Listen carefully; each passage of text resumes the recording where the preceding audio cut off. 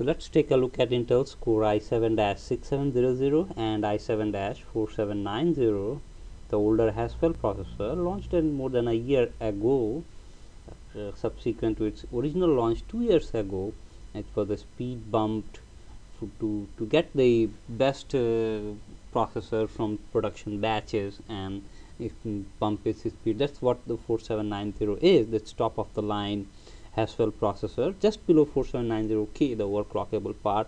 And on the other hand, we have the latest i7-6700, just below the top of the line i7-6700K as of now, when it's launched in third quarter of 2015, and we are making this video in October 2015.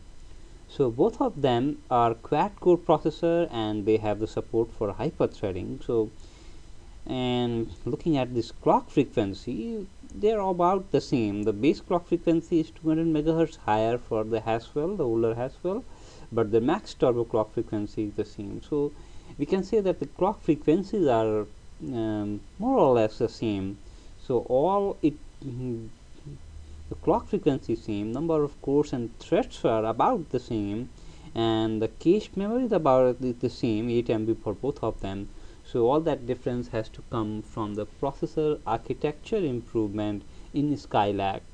So you can think of that the Skylake has slight base clock frequency advantage, a slight disadvantage in base clock frequency, but slight advantage in terms of architecture.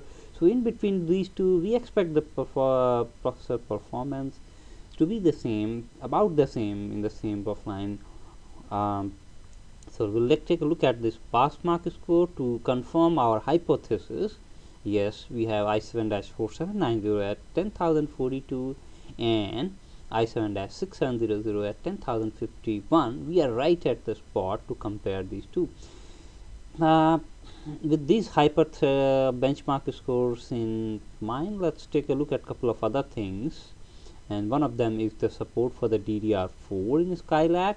It does not improve any performance, but it works at lower voltage at 1.2 volt versus 1.5 volt for DDR3.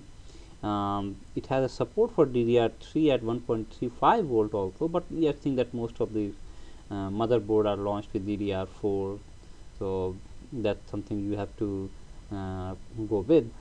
Other difference is the integrated HD graphics. That's just slightly more improvement with integrated HD graphics 530 versus HD graphics 4600.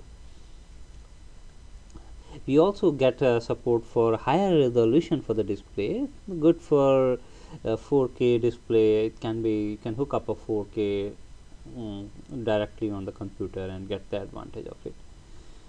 So that's what